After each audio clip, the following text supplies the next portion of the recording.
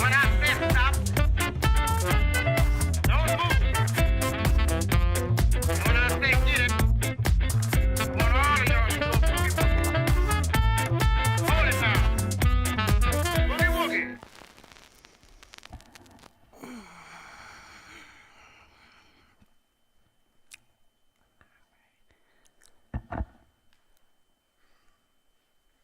Maman? Maman? Maman? Non, écoute, à 28 ans, tu continues à hurler pour m'appeler, là, mais là... Bah, ça marche toujours. Ah ouais, mais... Bon, qu'est-ce qu'il y Viens a? voir. Bah, viens voir, regarde. Regarde. C'est quoi? Mère-fille, vivez-vous. Je suis sûre, va bien, on le fait.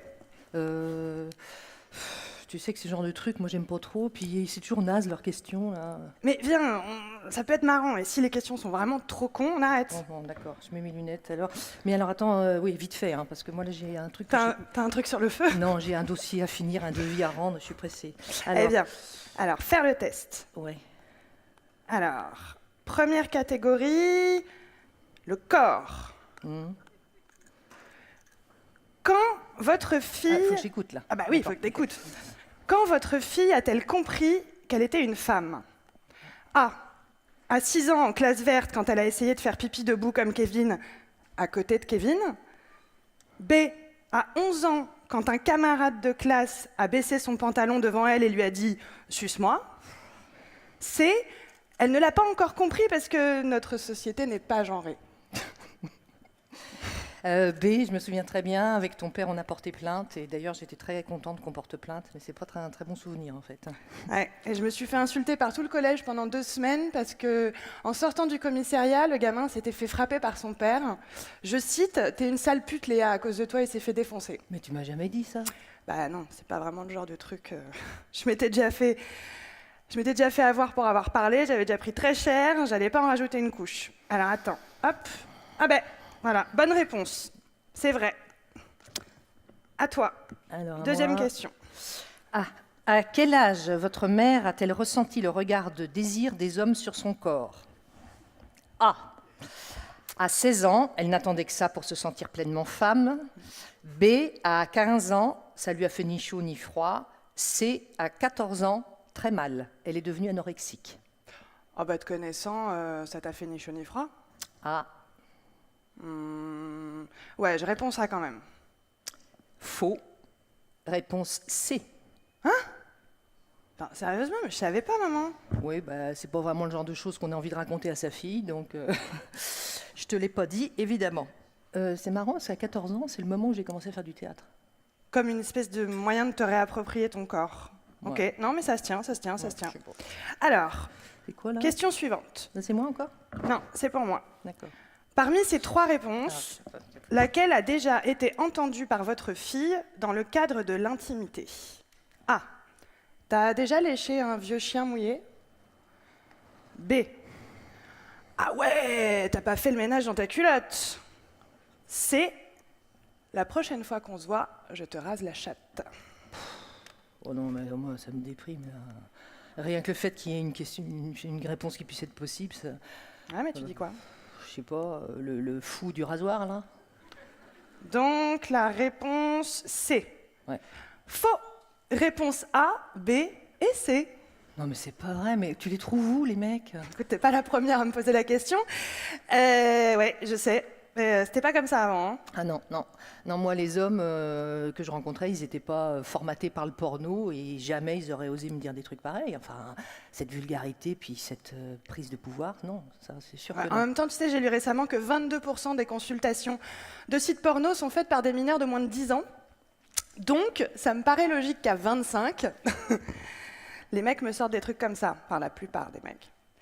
Bah, logique, je sais pas si c'est logique, mais c'est triste. Ouais. Bah allez, viens, on continue, on va pas se déprimer. allez. C'est à toi. C'est à moi. Alors, à partir de quand les hommes ont-ils parlé de son âge à votre mère? A. À 38 ans, quand son metteur en scène lui a demandé de se choisir une remplaçante plus jeune au théâtre.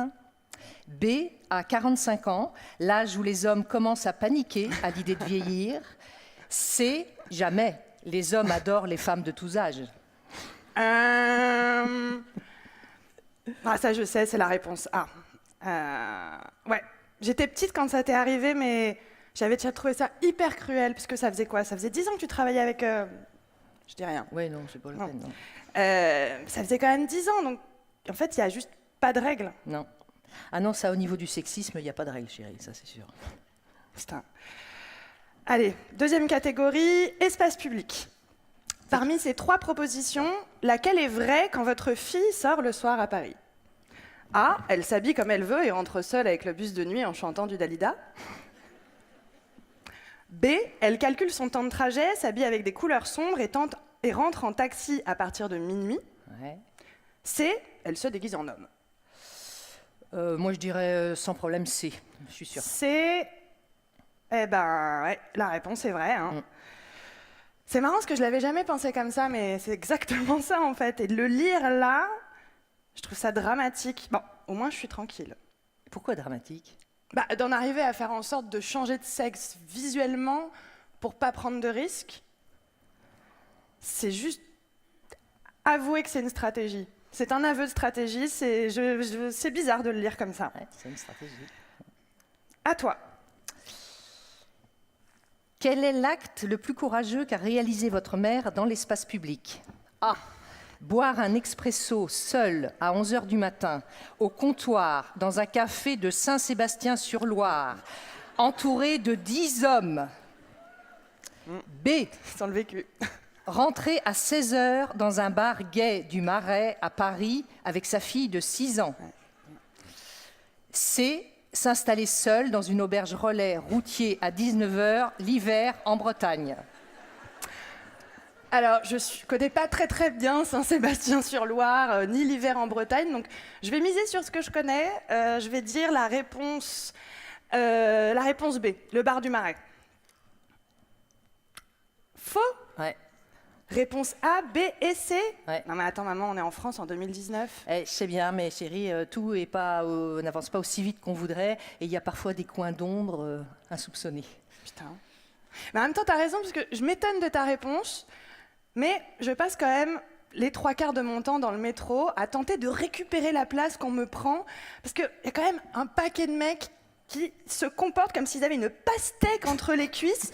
C'est voilà. Donc en même temps, ça m'étonne pas. Question suivante. Quelle stratégie de défense utilise votre fille au quotidien dans la rue à Paris? A. Elle pique les frotteurs du métro avec une aiguille à coudre. Excellente technique. B. Elle rentre chez elle la nuit avec ses clés en point américain. C. Elle aboie. Alors, pour moi, c'est B. Je sais très bien, puisque c'est moi qui vous l'ai appris à toi et à ta sœur de mettre les clés en point américain. Alors, attends. B. Vrai. Bon, ok. T'as vu juste pour les clés. On peut revenir 2 secondes sur le elle aboie. Tu connais pas ça? Bah non. Alors ça, c'est une technique très très efficace, qui marche très bien. Tu es dans la rue, il y a un type qui te suit ou qui t'interpelle, et puis qui fait... Ah ouais, ou... Ouais, bah moi, il faisait comme ça, comme si tu étais un chien. Donc un jour, j'ai décidé de répondre comme un chien, et j'ai fait... D'accord. Ça marche bien, ça marche bien. Bon, je vais essayer, parce que c'est vrai que lâcher un gros bois mes règles... Oh. Mais c'est moins dangereux d'aboyer, je pense. Voilà, on prend moins de risques. Alors, 3e catégorie, vie professionnelle. Ah. C'est pour toi. Qu'est-ce que votre mère s'empêche de faire lorsqu'elle donne une formation aux gendarmes sur les violences faites aux femmes? A. Mettre une jupe. B. Faire bouffer son képi à celui qui dit « si elle reste, c'est qu'elle aime ça ». C. Rappeler l'amende et la condamnation encourue pour une agression sexuelle ou physique. Bah alors, pas la C, c'est sûr, parce que c'est ton métier, donc tu ne fais pas ça. Enfin, tu le fais, justement. Je dirais la réponse B, parce que ça me branche bien, rien que l'imaginer, ça me fait marrer, donc je dirais la réponse B. Faux? Ouais. Réponse A et B? Attends, tu mets pas de jupe? Non. Bah pourquoi? Je sais pas, j'ai l'impression que je serais moins à l'aise, que j'aurais moins d'autorité en jupe devant un groupe. C'est absurde, hein, mais c'est mon ressenti. Ah mais en fait, t'as exactement le même problème que moi. C'est-à-dire que moi, j'ai peur de me faire agresser, et toi, c'est parce que tu gères une équipe. Putain, c'est quand même fou de se dire qu'on a le sentiment d'être plus crédible parce qu'on est en pantalon. Mais bon, apparemment... Autre question. C'est à moi là ? C'est à toi. Selon vous, quelle phrase a déjà été dite par un homme à votre mère dans le cadre de son travail ? A. Je me demandais si vous portiez un string. B. Je préfère les tartes à la vieille touffe. C. Vous revenez de congé mat ? Ah, donc vous avez mis bas récemment. Ouais. Ouais, donc pour toi aussi, dans le boulot, ils osent tout, quoi. Bon, alors attends, parce que là, ça me dégoûte, les trois me dépriment. Allez, coup de poker, parce que je dis réponse B. Réponse B, faux. A et B. Mais qu'est-ce que tu réponds à ça, maman ? Alors avant, je répondais rien. Je faisais semblant de ne pas avoir entendu, comme beaucoup de femmes. Et puis maintenant, j'arrête la formation et je me positionne. Tu poses tes gonades, quoi. Mais quoi ? Tes gonades. C'est le mot scientifique pour parler autant des ovaires que des testicules. Non, mais vous êtes incroyables, les filles de cette génération, vous dites les mots comme ça, hyper crash, les gonades, vagin, le clitoris, à toutes les sauces. Moi, tu vois, avec ma mère, on n'ose pas, on n'a pas du tout ce langage-là. Et moi, je suis admirative parce que je pense que ça fait avancer les choses, ça bouscule, mais ça fait avancer aussi.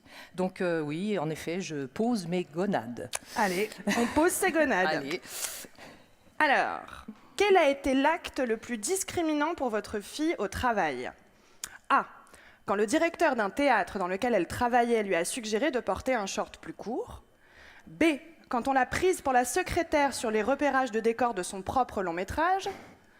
C. Quand pendant plusieurs mois, elle ne recevait que des offres d'emploi pour être à moitié nue, à distribuer des mini-canettes à l'entrée d'un stade.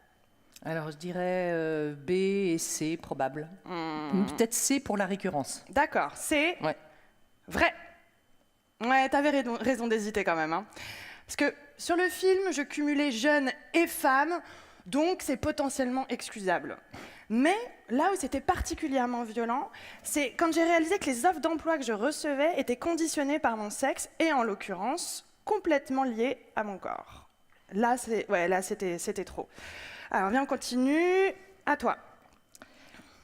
Dans quelle situation votre mère s'est-elle sentie la plus discriminée ou stigmatisée dans sa vie de femme ? A. Lorsque sa metteuse en scène lui a demandé de s'engager à ne pas tomber enceinte pendant 3 ans. B. Lorsqu'elle a osé vous donner son nom de famille en 1990. C. Lorsqu'elle est partie 1 mois en déplacement professionnel en 1994 alors que vous aviez 4 ans. Je réponds tout de suite. Parce que j'ai entendu tellement de gens étonnés toute ma vie que je porte ton nom. B. Faux ? C'est faux ? Ouais, c'est A, parce que, en fait, ce qui était le plus violent pour moi, c'était qu'une femme, metteuse en scène, qui avait elle-même des enfants, ose me demander de ne pas avoir d'enfants alors que j'avais 25 ans. Et ça pendant 3 ans pour partir en tournée, et j'ai trouvé ça d'une violence incroyable. Donc en fait, la sororité, c'est juste quand ça arrange, quoi. Ben, en tout cas, il y a du boulot. Putain. C'est à toi. Parentalité. Alors, comment votre mère décrirait son accouchement ? Oh là. A. Oh, ça va, ça s'est bien passé. B. Ça pique un peu. C. Un séisme. Te connaissant, je dirais un séisme. Ouais, je suis sûre que c'est ça, donc réponse C. Vrai. Pourquoi vous nous dites jamais rien de plus sur l'accouchement ? Ne riez pas. Pourquoi ? Parce que c'est intime, parce qu'on n'ose pas. Enfin, moi, et puis peut-être parce qu'on a peur que vous y alliez pas après. ça peut se concevoir.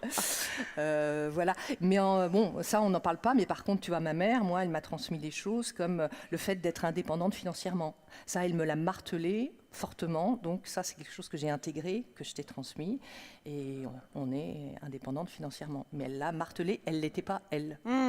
C'est vrai que moi, j'ai toujours intégré que je serais ou que je suis déjà la chef de famille. C'est un truc vraiment que que j'ai intégré grâce à toi. Et puis surtout, ne pas attendre. Non, pas attendre. Non, parce qu'en fait, on attend tout le temps. Hein. Les femmes, elles attendent leurs règles quand elles sont petites filles, les premières fois de les règles. Après, elles attendent leurs règles tous les mois. Après, elles attendent le prince charmant. Après, elles attendent le mariage. Après, elles attendent leur premier enfant. Après, elles attendent leur ménopause. Et puis après... Ouais. Et pour pas attendre, il faut se positionner. Ouais. Oser, s'autoriser pour choisir. C'est ça, choisir. Ouais. Ce que ma grand-mère, ta mère, a pas pu faire avec l'avortement, par exemple. Ouais, par exemple. D'ailleurs, elle comprend pas pourquoi tu as arrêté la pilule. Hein. Alors là, Bah, justement, parce que j'ai le choix. bah, tu as le choix. Ouais, le choix de choisir ce qui rentre et ce qui sort de mon corps. Mhm. C'est là où ça bouge, c'est là où il y a du mouvement. Et quand je vois Jade, ma petite sœur, son autre fille, qui s'intéresse, qui va à des conférences, qui se pose des questions, qui cherche, bah, ça me rassure parce que clairement on recule sur ces sujets-là. Tu veux dire quoi par là? Ben, rien que l'avortement. Par exemple, cette fameuse clause de conscience que les gynécologues ont droit d'appliquer aujourd'hui. Moi, j'ai lu récemment, enfin j'ai entendu d'ailleurs, une jeune femme à Rome, italienne, vouloir prendre rendez-vous pour un IVG, et on lui donne rendez-vous dans 6 mois. C'est pas vrai. Si. Mais c'est pour ça, et à moindre échelle, quand je pense qu'en 68, ta mère, ma grand-mère, portait tranquillement des mini-jupes dans la rue, et que moi, j'hésite à porter une robe avec 35 degrés dehors, je me dis, il s'est passé quelque chose, qu'est-ce qui s'est passé? Ouais. Bon, alors le quiz, on en est où là? On va pas se déprimer non plus. Hein, Alors, résultat du quiz. Alors, c'est quoi? Alors, Là. ce quiz n'est pas un quiz comme les autres. Il n'est pas fait pour savoir qui de vous deux est une meilleure femme ou une meilleure féministe. Ce quiz est là pour faire un constat, un état des lieux au-delà de votre vécu. Il est là pour mettre en lumière la transmission qui s'opère entre les générations de femmes. La mère a appris à la fille à se protéger, à sentir, à réagir. Elle lui a Elle donné, les clés pour se positionner dans le monde et y être indépendante.